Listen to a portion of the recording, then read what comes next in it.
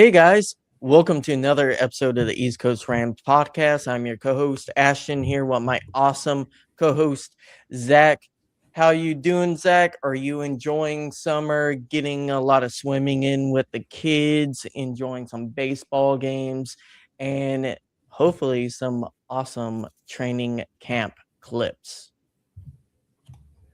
Well, give me 1 second. You might have to talk for a second. I lost my audio to you, so I'm going to figure that out. It looks like you are still able to hear me. Yes, But I yes. did hear you for a split second. Summer's over here in Indiana. Kids are back in school, and so we've had a great summer so far. But yeah, I'm gonna let it to you to kind of drop it while I fix this audio problem. Yeah, so guys, we are coming to you at the start of training camp. I know a lot of you guys have been seeing a lot of clips, interviews for a team coming kind of out in front of the NFL and staking the claim as probably the biggest team to beat going into the season. And training camp has sounded so far from all the clips and insiders and people watching it is a elite offense and elite defense going at each other and kind of forcing each other to grow alongside. Zach, what have you heard about training camp? What are your impressions about camp? Yeah, I mean, I'm hearing a lot of great things coming from training camp right now. You're seeing Stinson Bennett really coming in, taking that QB2 role. You listen to Sean McVay, and he's really he said, quote, Sean McVay's kind of famously saying maximizing the reps that he gets. So been really impressed with that. Obviously, that's a big need that the Rams have. We have Ty Simpson. We'll talk about that in a bit, but without having Garoppolo on deck as QB2, we really needed to find someone who's going to be able to step in the unlikely event that Stafford does have to, take some time off for whatever reason. Accidents happen. But yeah, there's been a lot of other good things that have come out of camp. You see what the defense is doing with McDuffie and Watson being put in there, getting their feel on how the Rams offense plays. You see the offense. Devontae Adams has looked good. Puka Nacua has looked good. Wide receiver CJ Daniels, there's been a lot of hype on him. So there's a lot of stuff that I've seen throughout the course of the last week and a half, 2 weeks to really identify key pieces that the Rams are going to be able to utilize for this upcoming season. Yeah, it seems like from all the clips and everything, it has been the defense causing a lot of issues for the offense in spurts. The offense will have splash plays, but they are struggling to kind of move down the field as methodically as they had been in years past. And I think that, Zach, I think that's just a testament to the overall depth of this roster, especially on defense, and adding the guys like Jalen Watson and McDuffie. So, talking about some of the young guys and going to the QBs, what, from your perspective, has really stood out between like Bennett, of course, Ty, and Stafford? As far as the quarterbacks go, I mean, Stafford looks like a stud. I mean, he's slinging the balls left and right. Like Oh, yeah. he's doing MVP things. I'm glad that they're also limiting him a little bit. He hasn't played every single day, which, we kind of take what happened last season where he wasn't participating in training camp at all for granted a little bit. He needed that extra rest time to get his back all situated and then had an MVP season. So why not take some of that same magic that happened last year, kind of pull him back a little bit, not fully, because you still want to develop his relationship with Devontae Adams and with the other receivers and, with the tight ends that you're going to be really trying to utilize this season. So I like what they're doing there. And then giving Stinson Bennett that opportunity to show that he has been sitting in the waitings behind Stafford, behind Garoppolo for the last several seasons, and is ready to take that next step of truly becoming the QB2, the backup. and seeing the confidence in there. There's been some debate going on from what I've seen about Ty Simpson. Not of it is not most of it is not great. So he's going to be able to develop. I think we talked briefly off camera right before we came on, and he is a rookie. He's not the quarterback who was going to come in and be the star this season. He was going to sit behind, Stafford and Bennett and kind of learn from them and learn the system, which I think all rookie quarterbacks really need that focus. And so we'll see progress as the season goes on in the back end, but also as we see for future seasons. How about you? No, I fully agree with you there. I think overreaction to camp clips can be very easy, and that goes with real football and fantasy football. You want to take everything with a little bit of grain of salt. Not saying you can't learn or glean anything from the overall like stuff you're seeing. I would say with Ty, the important thing is getting him used to NFL speed, and that just takes time. And most guys cannot do that instantly. That takes really, truly rare breeds to be able to read uh, and like process NFL speeds instantly going into the NFL season. And I think it's gonna take time to truly be able to judge whether or not he's gonna be good or bad, and, thankfully, he has a really good coaching staff around him to help grow him. He has a good QB room. From everything, it seems like Bennett and Stafford are trying to help him out and push him along, and you know me, I like Bennett a lot, and I thought he was underrated coming out of college. The Rams didn't get him to start at QB, Zach. They got him as a good backup quarterback, and I think he's gonna show that eventually, and people just need to be patient because now he knows the playbook. He is up to date with NFL speed. Is he gonna be Stafford? No. And I don't think that's gonna be fair to expect that of him. But Bennett, besides his deep ball, I think he's gonna be pinpoint accurate. He has a good throw velocity, and he can make a lot of throws that most people can't make. So, I expect him to make a jump and him to kinda solidify that QB2 spot. I would be very surprised if Ty is able to make a huge jump going from beginning of training camp into training camp and jump over Bennett just because Bennett's been in the system so long. And this is a very complicated system to learn. How do you feel about going into preseason? Obviously Stafford will not be playing at any preseason game at all. Do you think Bennett will be playing 95 to 100% of the snaps? Do you think we're going to see Ty Simpson in there? Where are you at with that? I actually think, depending on how good Bennett is doing in training camp, there's a chance you could just see purely Ty. They all 3 Really? preseason games. Yeah, because they would look at they don't like having second stringers practice or even play in these preseason games. Eh, Zach, I think there's a good chance that well, Williams or CJ, I'm pretty sure CJ might not practice. I think he could end up winning a roster spot. Eh, there there's gonna be a lot of young players that shock people that don't play in the preseason, and I think Ty will get more reps there. Interesting. Interesting. Okay, so let's focus now into the wide receiver realm. Um, you know, Devontae Adams, fantastic. Puka Nakua, fantastic. But the That biggest spotlight, grab yeah, by Ty, frozen rope by Stafford. yeah, it's Beautiful. unbelievable. But let's talk about CJ Daniels. He seems to be the guy who's Mhm. coming up out of nowhere, taking a lot of the accolades from training camp. Stafford's being impressed by him. Devontae Adams has been impressed by him. Where are you at on the CJ Daniels hype train?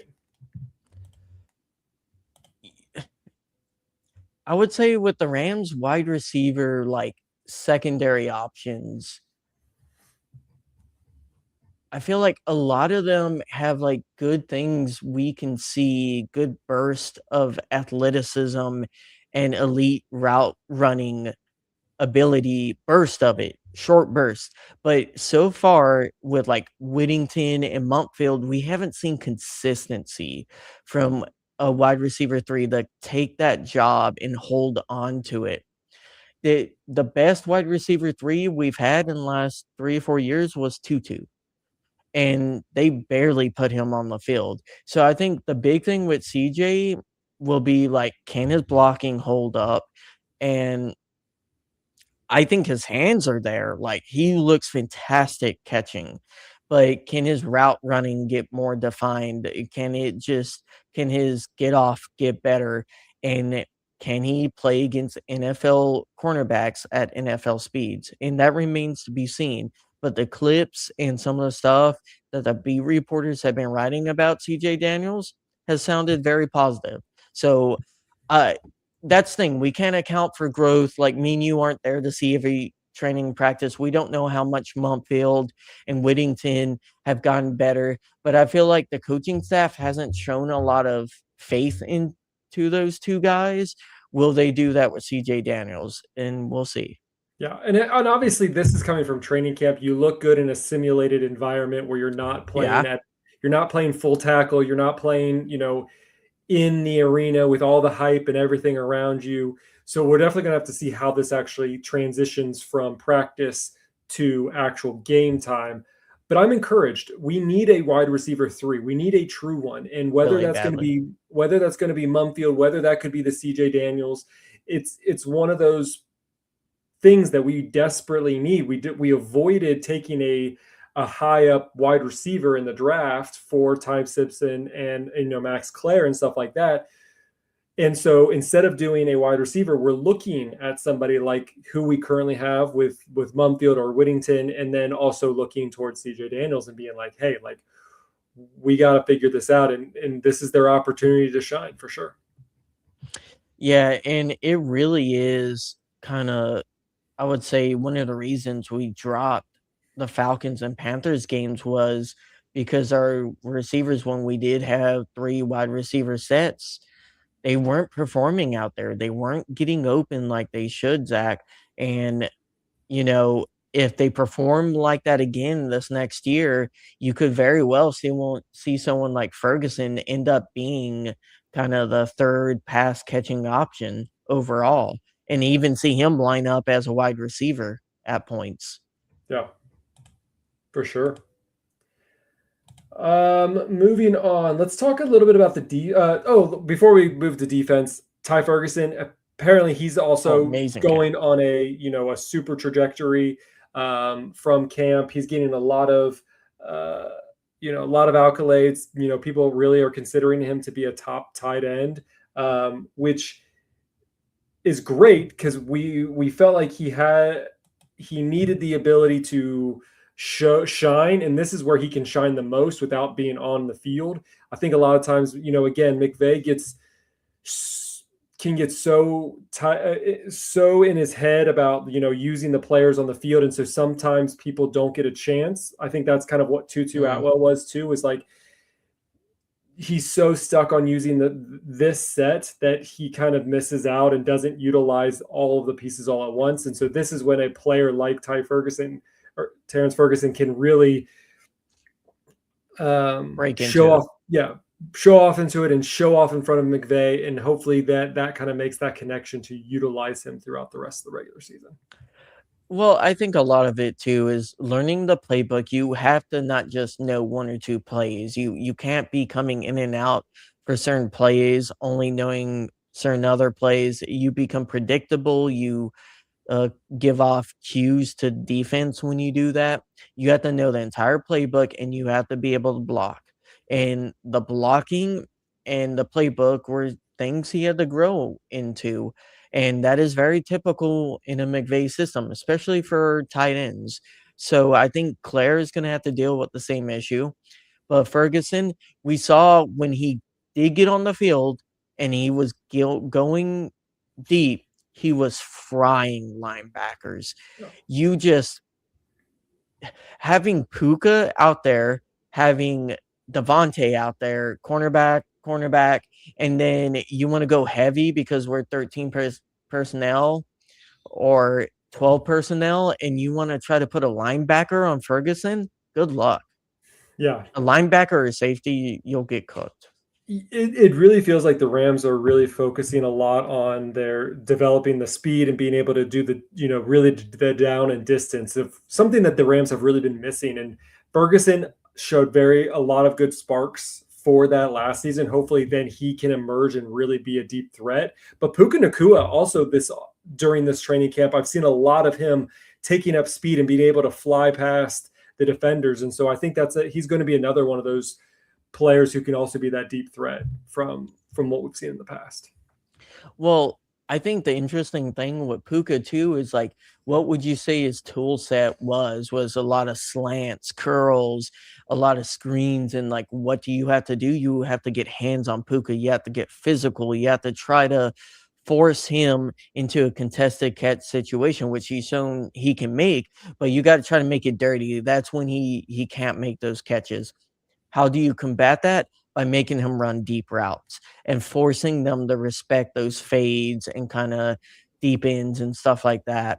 So, yeah, it only makes sense that Puka works on that style of game, and it only makes further sense, Zach, that he's great at it, right?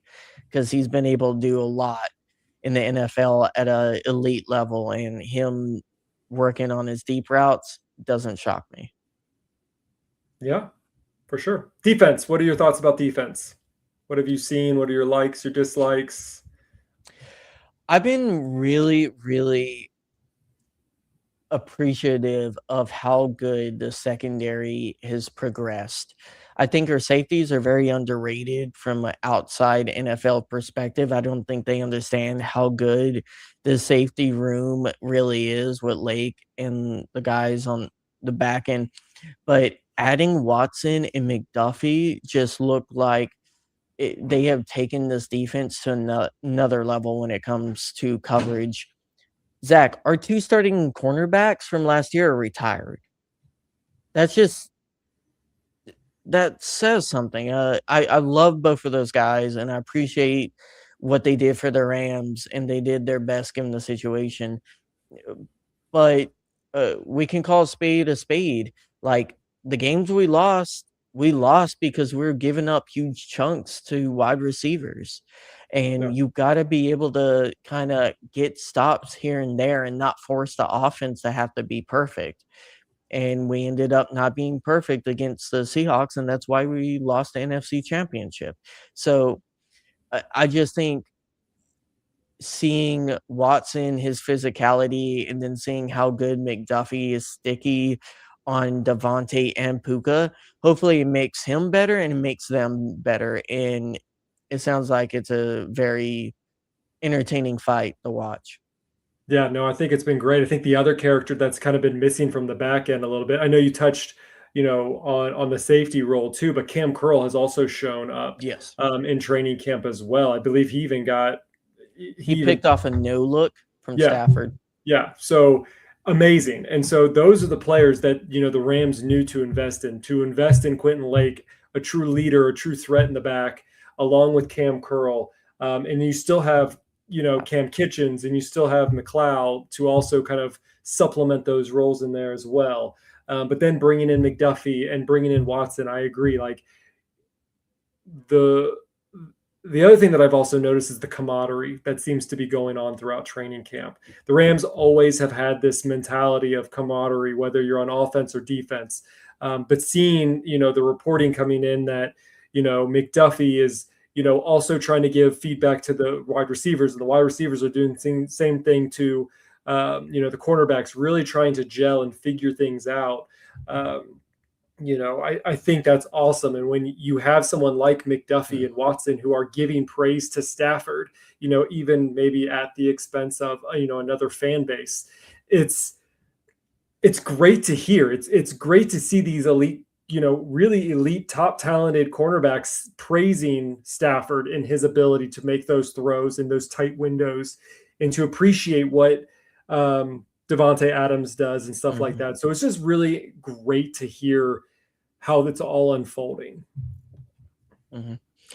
Yeah, I think it's important they continue to push each other and, like, get those calluses growing now and not and being able to play a full 4 quarters because that was our biggest problem last year was either playing a first half really great or playing a second half really great and just not coming close enough to finish and win game. Our losses were because we couldn't play 4 quarters of football consistently. And I remember going into that season, we were here saying the same thing, right? And I think McDuffie in his interviews has done a really good job of pointing out, like, hey guys, we're gonna get the best lick from every team now since we got Garrett. It's not gonna get easier with Garrett, it's gonna get harder. They're gonna view this as their Super Bowl.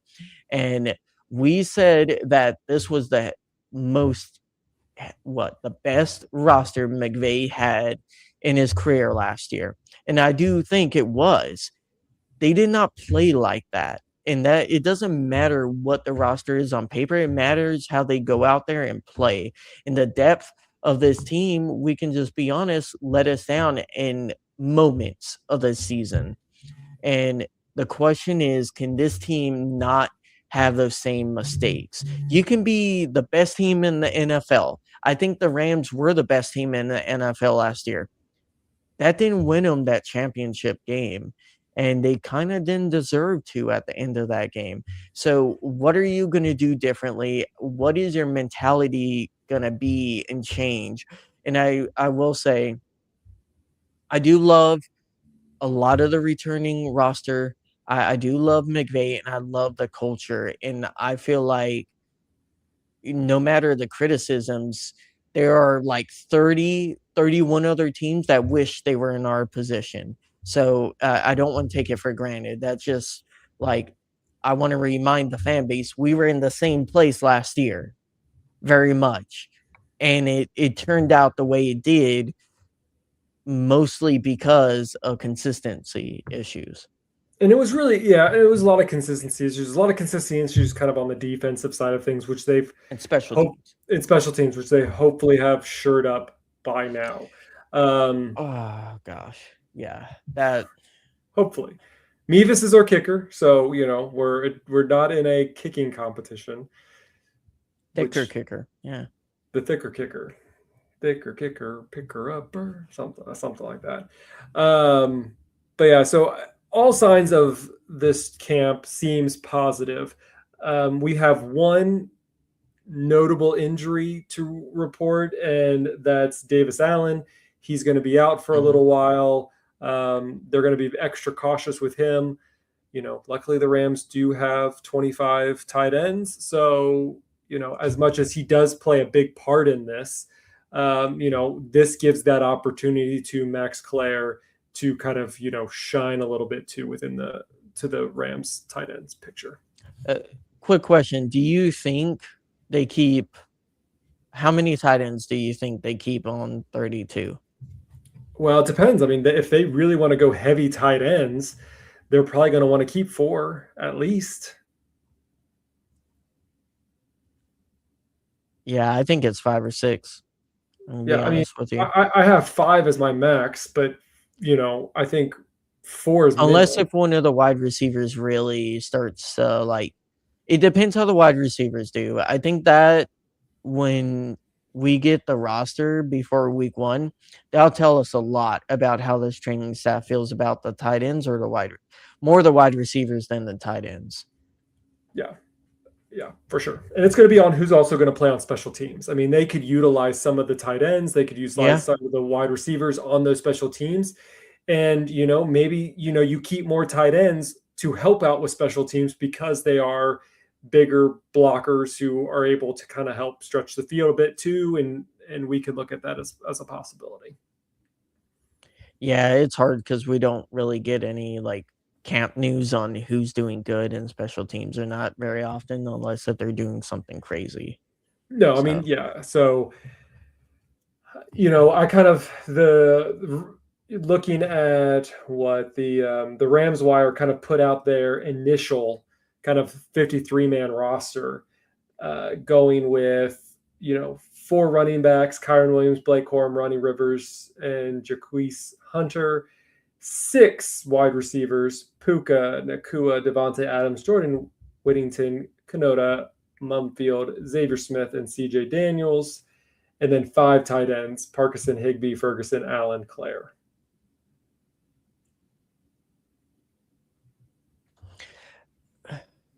Do you think X makes the roster? Because I don't think he's going to be returning this year. Yeah, I mean, it sucks for him. He had a really bad game against the Seahawks. It's one game. It was the biggest game of his career up to that point.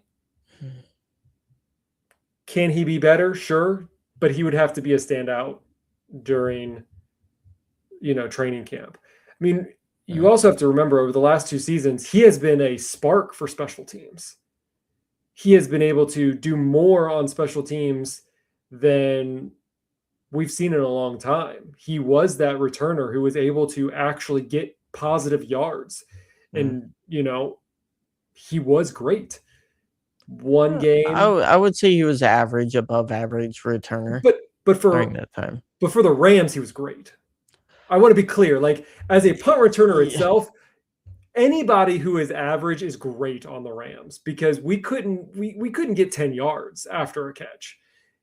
It was exciting when he got us 15, sometimes 20 yards. Like, that was my point. Like, yes, on our team, he seemed great because he could get us more yards than anybody else has in I don't even know how many seasons. But will that be enough to save him a spot when he had a really bad performance against the Seahawks? I don't know. Those are conversations, obviously, that they're continuing to have. And, yeah, we'll see. We're giving our fan perspective of what we saw on the field.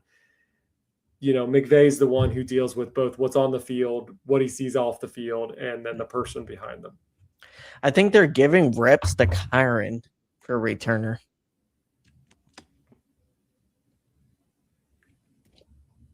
I always think it's weird to give your RB1 those reps, but, he is, he's good at it. Let's hope. I mean, he has been good at it when they have had to put him in there. It also made me nervous. I hated it when they put Cooper Kupp back there. I was annoyed when they did that. So that was in 21 too, when he was like 99 snap share on offense. I'm like, stop doing this, but whatever. McVay's going to do what McVay's going to do. Okay, so we're still on Aaron Donald watch as of, Tuesday, August 4th at 10:05 p.m. East Coast time. He has still not made an official announcement. So throughout training camp, every single reporter who is on site for the Rams have interviewed both McVay and Snead. And so McVay has answered this question about 3,500 times in the last 9 days, and has, he has to be coming back, right? He has to be coming back. Does he? What indication from the Rams, from anything, show that he is not coming back? No, I think a lot of it, in, as you know, being married to, I think a lot of it has to be that communication as a family, deciding whether he wants to reopen and redo this. And if it is really worthwhile, I don't think it's a can thing. I really do think he knows he could. It's like, do I wanna, right? Do I wanna put myself through all this effort and hell on my body? Do I want to do this when I don't have to? And so my thought is, at this point, getting to where we are today, his family has already had to sign off on this, or we wouldn't even make it to this stage. I mean, hi I think it his truly family is. could be the same way, undecided, like, whether or not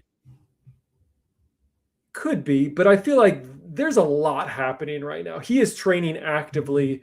I feel like at this point it would have been a moot point if his family was really against this. My thing is, I think it is kind of what they're reporting. It's if he is he going to be game ready? He is strong. That dude is strong. He's staying physical. He's staying active. But is he football ready? Is he able to do those manipulative moves that he has always been able to do at his current age with 2 years, outside of playing a game? And so I think it is. Can he actually do it? But I think that they're waiting on it. I think they're trying to. I said before well, he doesn't I wanna thought he do was going to camp. show up at training camp. He is He not. does. I have always said, and I know I other know. fans wanted to try to say, like, "Oh, he doesn't." No, that is the biggest thing you saw in every interview. He hates camp. I was like, "He is not gonna do camp." I And know. they I know. But McVay I has just thought made he it wanted the full experience. I was just like no, craving he wanted the full experience. He wanted to be able to. He didn't have to do much in training camp. I mean, look, they put they put Stafford all last year. He didn't play, but he was still there and he was still able to like communicate. But I think they're going to make a big announcement. I think that there's going to be something that's going to happen over the next several weeks after camp. They're waiting for camp to get over. They're going to make a big announcement. He's going to start yeah. playing week 1 in Melbourne, Australia. And It it's will be it will be before week 1. It won't be, like, on week 1 or something. They wanna get him kinda in process and ingested, and I think McVay kept on saying, like, "Oh, but we might have more to talk about when we get out the Irvine." So, eh, I mean, they you have to get know, it down. They have to get him on board for the 53-man roster. I mean, you can always make You space. can, but I really think that this is going to be sooner done rather than later done. But I think he wants to play. I do wanna comment on, like, the more I've thought about it, like, I think the people who keep on saying, it's 2 years, he'll fall off a little bit." The more I think about it, this guy is such a freak.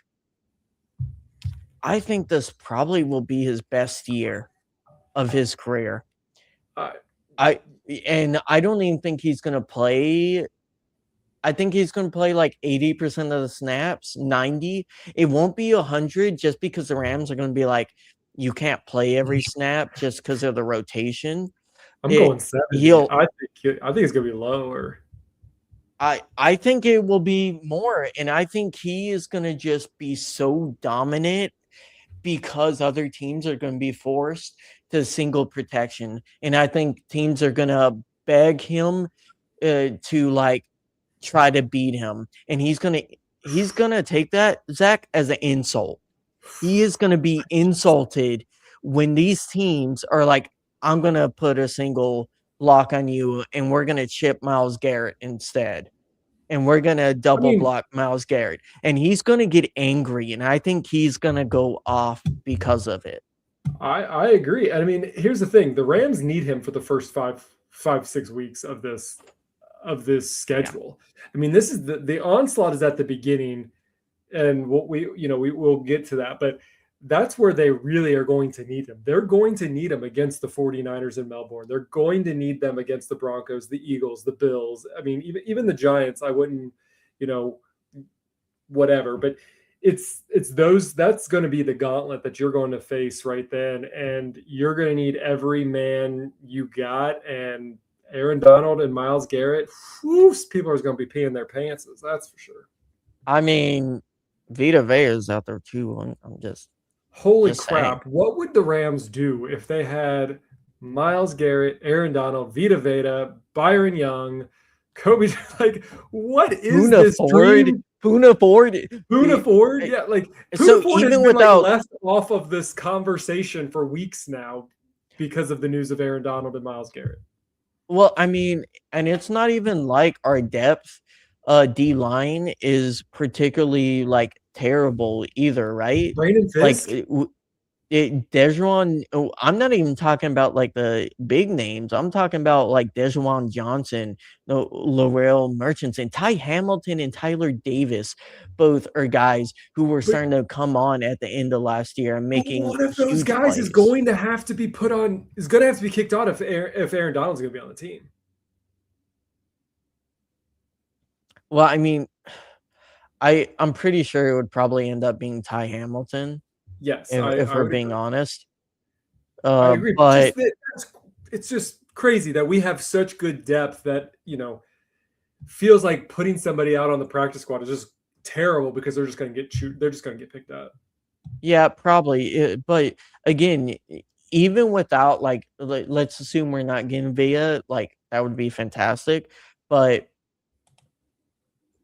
if Aaron Donald comes out of retirement, Zach, do you think this D line could be up to the level or more of fearsome foursome?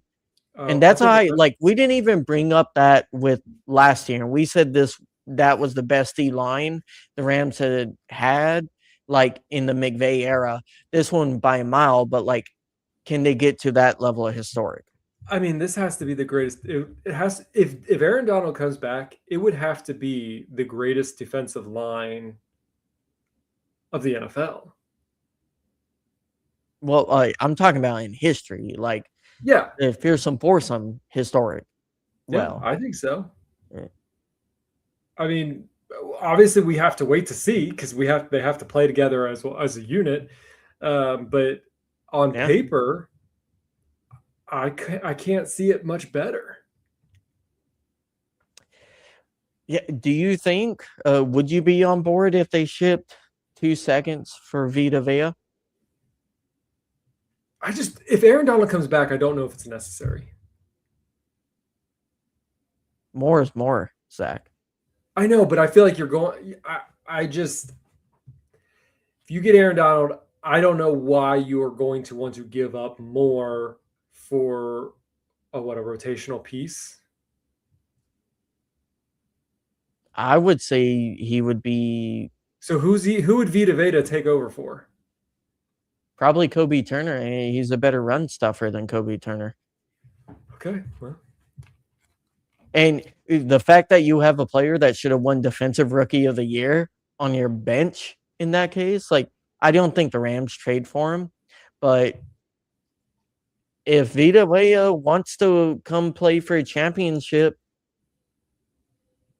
just saying, Aaron Donald, Myles Garrett, you can join the club.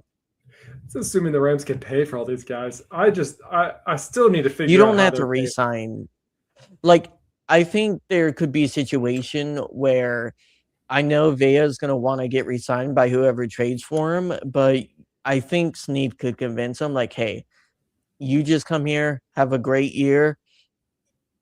We might be able to work out something next year. If not, like you can walk into the sunset, you can get a ring, you can learn and play next to two of arguably the best defensive line players in this generation. I think Vea could sign up for that. I'm just saying.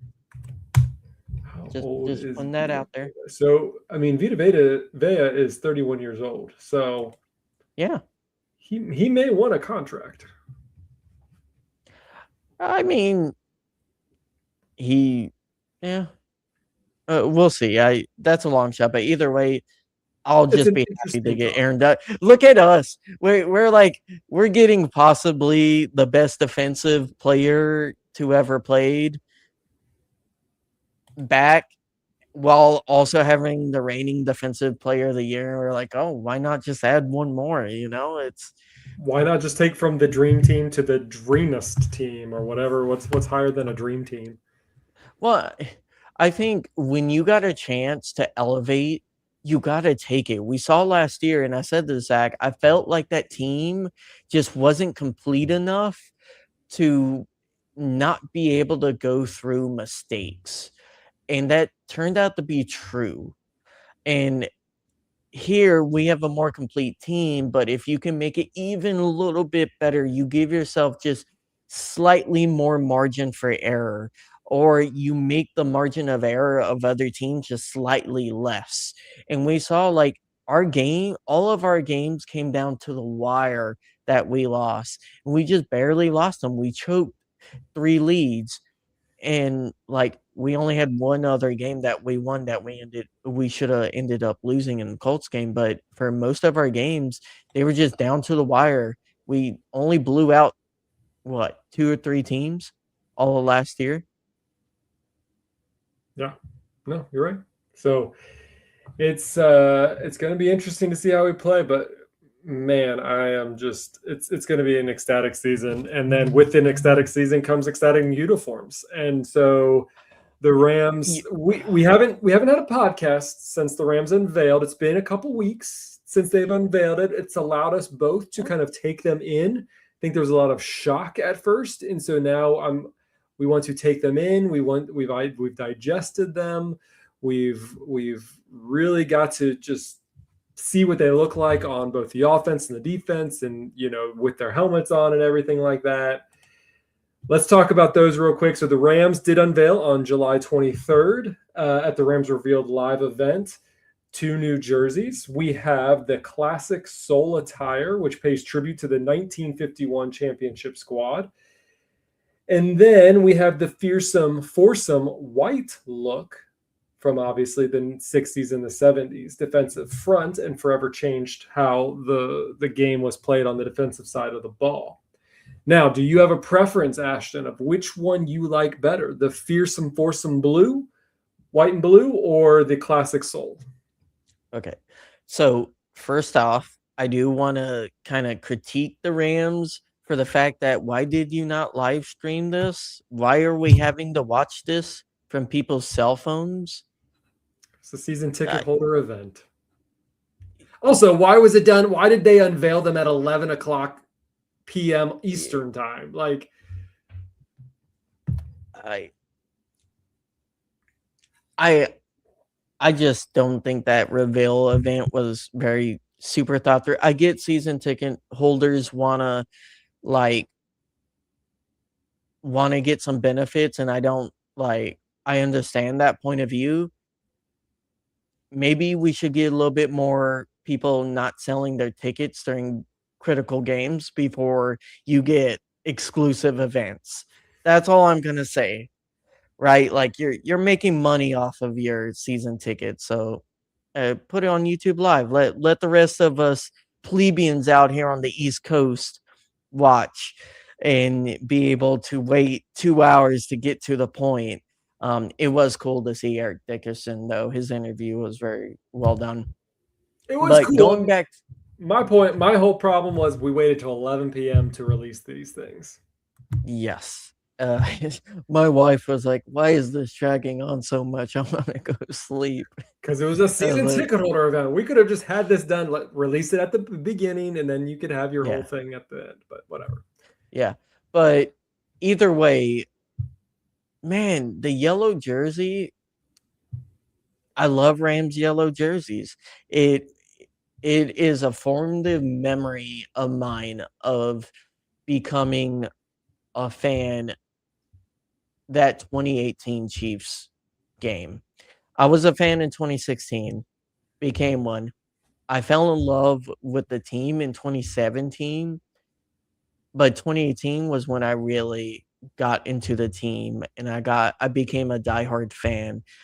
And I will never forget that 2018 Rams Chiefs game and how just crazy in the emotions, the back and forth nature, the everything about that night was so perfect between the Rams, the way they played, how the Chiefs played, back and forth. Announcers were fantastic in that game.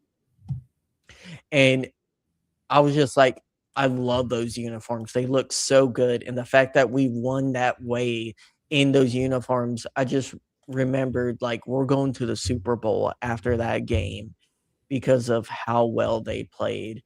We know how that story ends, but it's one of the critical memories I have of my fandom. And it could have gone a few other ways with it, but I like the historical nature of it.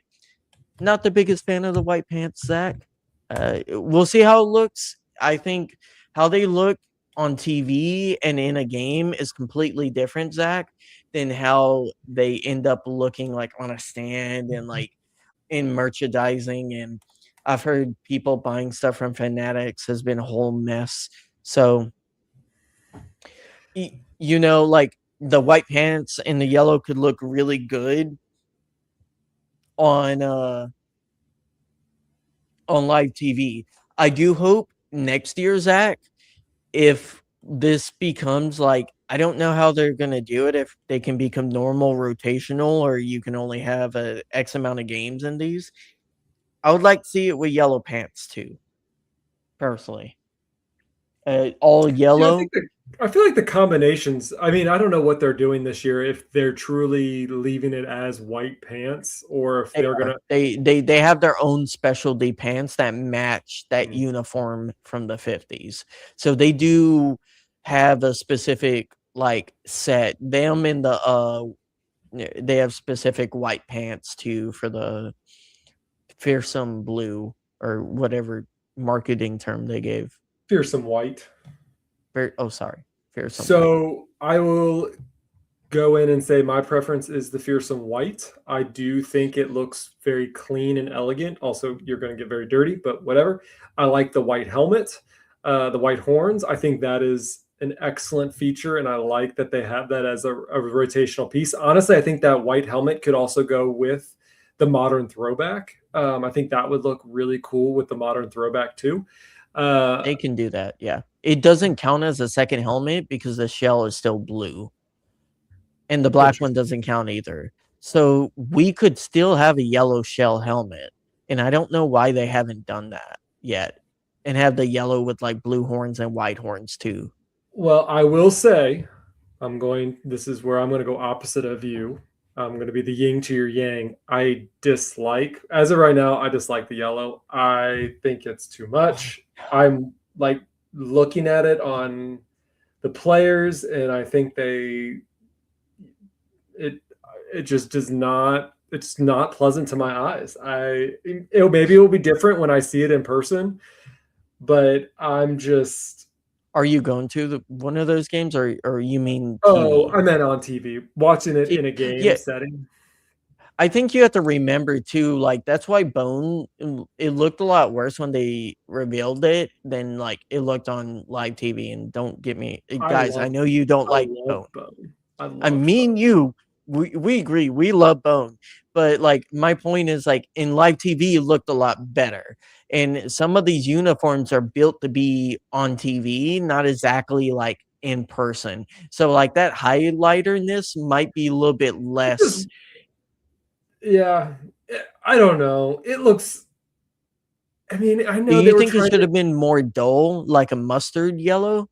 no, because I feel like they look like they're wearing a bunch of mustard, but I don't know. I just don't like it. I don't know why I don't like Mhm. it. I've been thinking about it. I've been trying to look at them. I don't think I would ever buy one of these jerseys.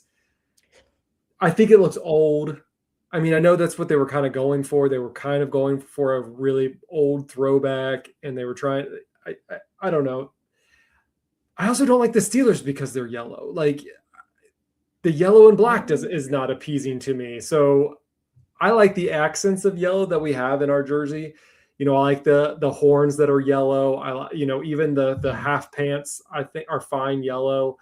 Um, but for the jersey as a whole, it's not my thing.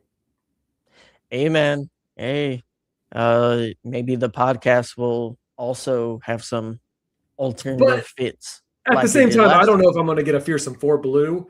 Number one, they do look a lot like a Colts, and I live in Colts country, so I do see that, and I do understand it. I do think it is different enough from the Colts, but if you were standing really far away, I would blend in very well with probably the Colts fandom here. But I do like the white Yeah, helmet. I like the white horns. I'm going to get one of the minis to display here because I think it's super cool. I need to get a midnight blue one too, but um, I would say with the blue one, or the fearsome white. Fearsome white. I initially really disliked the idea.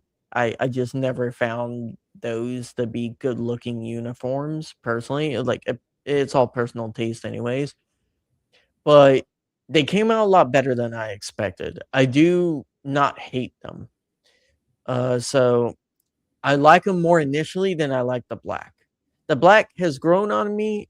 Still not my favorite uniform set, but I don't hate it. And I do like how they do the end zones and stuff with the black. So hopefully they do something creative like that with both of these sets. But I'm sure they I'm a do. big fan of the all yellows, so I'm probably gonna end up trying to rock one of these if I can still get them at when me and my wife go to the Chargers game. So we got our tickets. It's sealed, and we're going for our anniversary trip, visiting California and then Hawaii. So Ooh, very fun. I do plan on my current goal is to go to the Arizona game on the 18th of October. That's my goal. We will see if mm, flights come down at all because they are very stupid expensive right now. Uh, yes, so we'll uh, see how that goes. But that is my goal currently is to go to the well, Arizona Cardinals game in SoFi. I'm going to be going to the DC game and the Chargers game. So I'll be able to hit two games. My streak is sadly dead. I still am undefeated in SoFi, 2-0. So hopefully the Rams can keep that going after they let me down last year against the Falcons and Panthers. Both great games, so can't complain too much. We're not going to talk about my record. They are going to play in the fearsome white jerseys on the Wednesday, November 25th game against Thanksgiving. the Green Yeah. Bay Packers. Well, the day before Thanksgiving, Thanksgiving Eve. Thanksgiving Eve. We got to have TV all the time. Turkey And gobble then gobble. the Rams will be playing in their classic soul Twice, right? twice. Once we'll see it week 2 against the New York Giants, and then we'll see it Mm-hmm. again in December 3rd against the Kansas City Chiefs as a remake to the great Ooh, 2018 game that you referring to. Mahomes was there, yes. Stafford was not, so we will see how this plays out. Yes. Everett in stride will be forever stuck in my brain. That game was wild, crazy, and I had heart palpitations the entire time watching it. Yeah. Yeah, that one in the Tampa Bay game probably are Tampa Bay divisional are two games where I probably had the most stress ever just Do you watching, not do counting you Super Bowls. while let's talk one last thing about the uniforms and then we can move on. Do you think Mhm. that they're missing the opportunity? They're highlighting basically every major event throughout the Rams history. You have the fearsome white and they have this soul, the classic soul. Do you think we're missing the St. Louis era time? That we're missing some sort of gold? Like I maybe that could have been what the midnight mode could have been, but like, do you think that's missing in this lineup of 5 new jerseys? I mean, of course, like I personally would have rather a like modern version of the like navy and gold over the white. That's just my personal taste. I love that color scheme. But, it doesn't fit as much into the new brand. It is different. So you would have to do more of a pure throwback because the white and blue and the yellow and blue, it can kind of fit with everything the players have anyways. The only thing they've done slightly different is the black. So I I would love it. I think it would honor that part of the Rams like legacy, but it is what it is. They went in a different direction. Sure. I would have been reverse. I would have said they could have got rid of the classic soul and they could have thrown that in there. But yin and yang. This podcast is all gives you all takes. We do not discriminate on takes. We love So bone. yeah, We are bone defenders, though. we are bone defenders. That is true. I do like bone. I thought that was a bold move, and people didn't like it. So whatever. Still got my Cooper Cup bone. Anyways, I guess we should do a quick preview. You think we got time for one? yeah, we got time. So last time we did what, weeks 1 and 2? We could probably quickly knock Week out. 3 We can do week 3. Yes. at Denver. Because I'm thinking about potentially going to this game. I don't know if that will happen yet, though. But yeah, so the Denver Broncos, very similar season to us last year. Besides, they didn't have huge expectations. People thought they would take another step. Their defense has been pretty good the last 2 or 3 years. They ended up reaching all the way to their championship game. Bo Nix gets hurt in the divisional, doesn't play. Even then, they go down to the wire with the Patriots. Arguably should have still won that game. They would have also got blown out by the um, Seahawks. So I don't think that really matters without Nix. But Zach, this Broncos team, elite defense, a offense that is kind of surging up. They traded for uh Waddle. So they added a big piece. They kind of needed another wide receiver. Sutton's good. They have a few other like depth piece wide receivers that are solid. Troy Franklin had a decent year. What's your first kind of like take and thought about this Broncos team going into this year?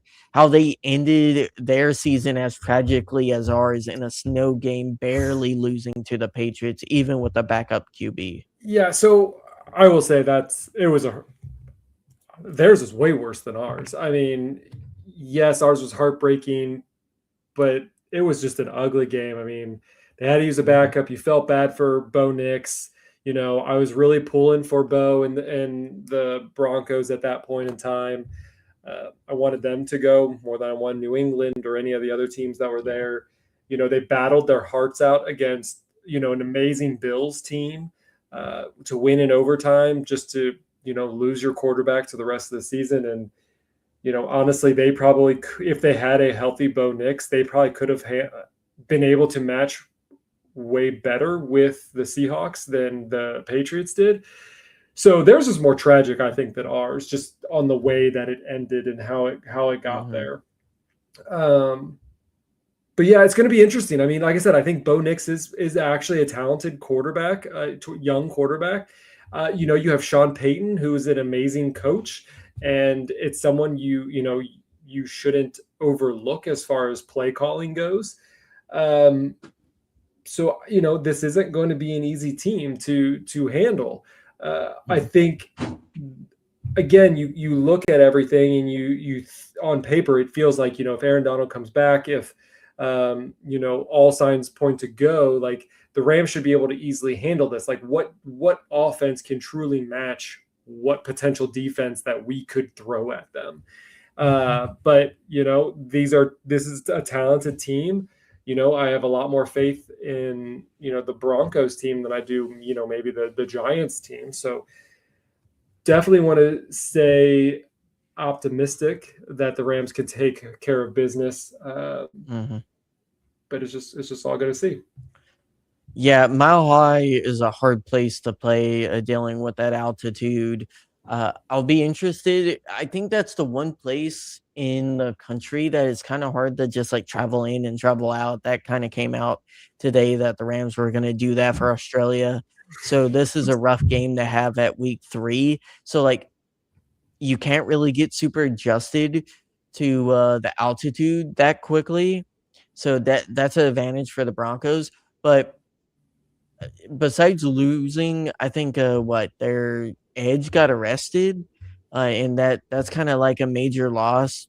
Jonathan Cooper, I believe his name. Yeah, Jonathan Cooper. So they lost the edge, but they still have a really great secondary, one of the best corners in the leagues.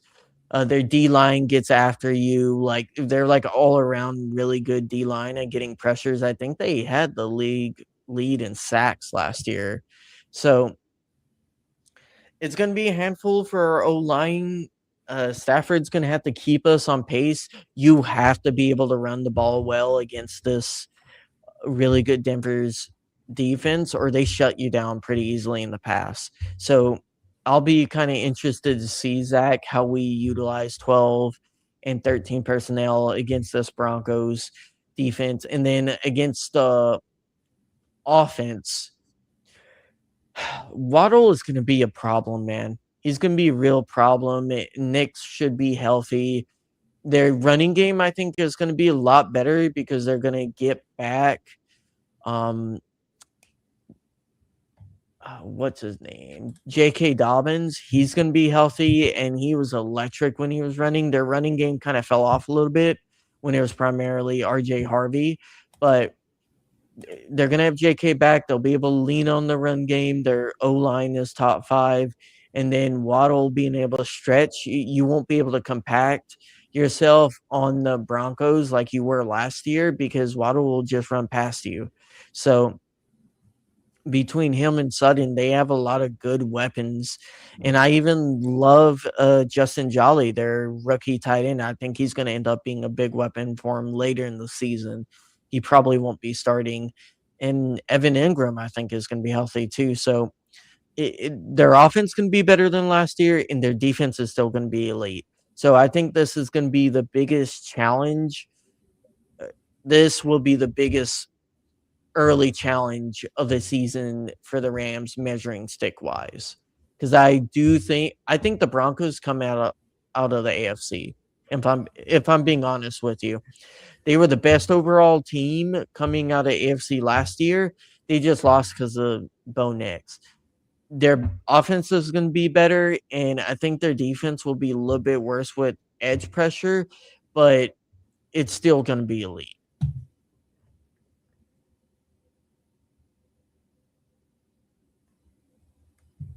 100%. No, I agree with everything that you said. So Bo Nix is healthy. I just had to double check to make sure he seems riled up and ready to go. So yeah, man. Next week, I guess. Want to move on to the next week? Yeah, we can talk about the Eagles. Let me pull them up. So this is going to be our first non-prime time game. Oh, the Eagles? The Eagles. We have it's in Philly, right? 2, 3. Yeah, it's 1, 2, 3, 4, 5. We're always playing in Philly. 4 of our first 5 games are primetime games. And the Eagles are not one of them.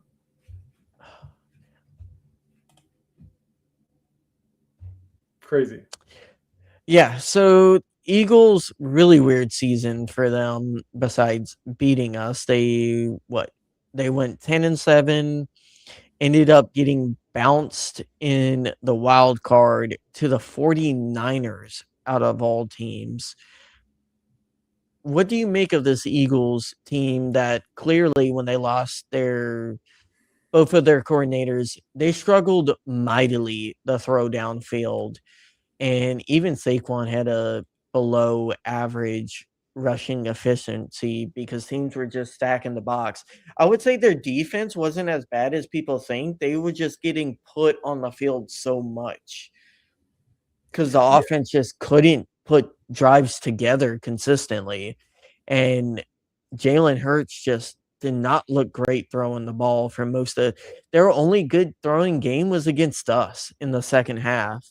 And that not saying much, but yeah, I think the Eagles are, I don't want to say not as good as they've been in the past, but I I definitely think that they are not on the they're continuing up on the upward trajectory. You talk about Saquon Barkley. You know, he had an 1,100-yard season, 7 rushing touchdowns. Now, obviously, when you have someone like Jalen Hurts on your team who's also able to run the ball, who's also able to score touchdowns with his feet, you know, with the brotherly shove, tush push, whatever you want to call it, he had more rushing touchdowns than Saquon Barkley did Mhm. last regular season. Kind of looking through some of these. Obviously Devontae Smith had 1,000-yard team. AJ Brown had 1,000-yard. Um, it's going to Yeah, be a matchup, but I think that our defense was able to contain them pretty well. It was kind of our special teams that kind of let us down in that yeah, game. Marday brings that up, special team unit, as long as it's not even we don't even need average. We just need slightly below average. Just slightly below average, and we win that game. And I think our defense is gonna be better this year, especially at containing, because that D line still struggled with containing early on. I felt like that was a really bad time to get the Eagles. If we would have got them later on that season, we beat them easily. Very much kind of like the Jags, where we got the Jags at a good time of their schedule. The Eagles just got us at a bad time in our schedule. PTSD, PTSD, still got it. Yeah, losing Kelsey was huge for that team. Just not having a dependable elite center has caused them so many issues with being able to throw down the field. Still able to And do the if tush push. Still hasn't I, stopped them from doing the it tush it push. wasn't as effective as it was last year. Still wasn't as effective as it's been in years past. So yeah, I mean, I think their head coach is a joke. Don't bring up Sirianni. I think he's been carried by elite roster until like last year, and when it comes to actually needing coaching, he can't do it. So I Uh, think he's overrated. yeah, I mean, the biggest pickup that they got, at least from the draft, was Makai Lemon. I think he still has some injury bug around him, so maybe it was a good thing that the Rams didn't pick him up. But just like to make that connection there. Sorry, man. I know it's from Dune. I just, the English struggles sometimes. I write software. I don't write books. There's a reason for that, man. So maybe there was a reason why this wasn't a prime time game. But yes, it will be in Philly. They'll have to travel to the East Coast. Yes. Um, Why does it always feel like what are the teams we feel like we always play? Detroit at Detroit and Eagles at Eagles. And it's always like the good teams we get scheduled at their place. yeah. Well, I always feel like when we always get scheduled at Green Bay in Lambeau Yeah. during the winter time. Yeah. We didn't get that this year. No, It's they're playing cold. at home. They're playing at SoFi. Yeah, yeah. We didn't have to deal with that this year. So our schedule like weather-wise is pretty good. So don't have to worry about anything crazy like in New York in week 2 isn't too bad. Yeah, So potentially and the getting the Commanders Eagles, might be the coldest. Maybe Seahawks could be too. Seahawks. it, Zach, do you think this team gets that kind of monkey off its back and finally beats the Eagles after so many years of struggling? I think so. I think that they're going to want revenge for sure for what happened last year. Not We said having that Verse. last year. I know we said that last year. Not having Verse, he was kind of the trash talker of the team. So who really didn't like the Eagles. So we'll see. But I think that the Rams are able to handle business this year. I am not even bringing up 17-0. The people bring that up. Dude, it's so hard to go through an NFL season and be that perfect. And you have to kind of have some luck go your way too. Just being honest, you're going to have games where everything just the ball bounces the other way and you just can't get it done. That happens, right? For us, most of the time, and it feels like it doesn't happen to us a lot. We should have lost that Colts game last year. Like that should have not been a win at all. So those are going to go the other way sometimes. Can we swap unis mid Super Bowl? No, you can't. That's not how that works. Not going to happen, but it'd be fun. Throw the other. Got to get there first. Got to get there first. It's true. True. Try. Let's focus on the 1 seed before we focus on Super Bowl unis. Yes, sir. But hey, I think we're gonna look good this year. I do like what they've redone with even the older jerseys. They have slightly modified them a bit, and I think they do look really nice. So I'm going to upgrade my jersey because I feel like I need to. Which one I get, I'm not sure. Probably going to be an Aaron Donald one because why not? But yeah, it's gonna be a fun season for sure. I'm super excited. I'm super glad that you're going to be able to get to go to the Chargers game. That'll be fun, and then enjoy some vacation time. So, be awesome. Yeah, Chargers and Commanders. So hopefully both of those are good games and dubs. Well, those are back to back too. So you're going to the Chargers. You're also going on a mini vacation, and then coming back to do the Chargers or the Commanders. Yep. Got a full 7 days ahead of you for that. It's what November? Yeah, my November is going to be busy. Yeah. It's going to be busy, man. Crazy time.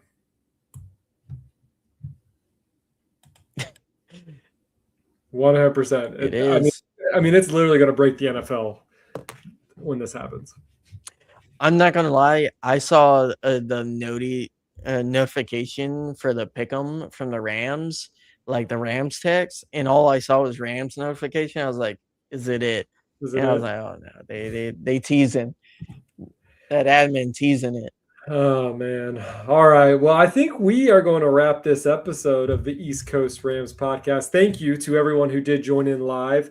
If you didn't join in live, make sure you subscribe to our YouTube channel, youtube.com/@EastCoastRams. Make sure you hit the subscribe button, hit that notification bell so that you will get notified as soon as we go live each and every episode. If not, you can catch us on demand. You can find us on all of the apps out there, Spotify, Apple Music, wherever we're there. You can find that at eastcoastrams.com or any of the podcast apps of your choice. You can also find us on X at East Coast Rams. That's the primary place that we post a lot of our content. Also on Instagram at East Coast Rams Pod. Ashton is at RamFanAshton1. I'm Zach at Zac Mayer. You can see that down below and right over there on X as well. And yeah, Ashton, anything else you want to say before we dismiss? Zach, that Aaron Donald notification, it's gonna hit like crack, man. I know. It's the Rams Twitter has its moments that I find hilarious and funny and it has its moments where it's fun. I think that's going to be a fun moment. I think that's going to be a fun moment for us to all just be able to see him play one more time, one more season. We're 10 minutes away from 11 p.m. Eastern time, so it's a great time for the Rams to do their normal reveal big news like they did the uniforms. I'm not bitter at all about it, but I will continue to bring it up if need be. So please don't do announcements at 11 p.m. We Eastern. Commoners to those West Coasters. Okay. I mean, still 8 o'clock there. Still a weird time to announce it, but whatevs. Whatevs. Not bitter at all. Not bitter at all. All right, guys. Well, thanks, guys, appreciate you guys joining us again. We will talk to you guys next time. Whose house? It's the Los Angeles Rams house. See you guys.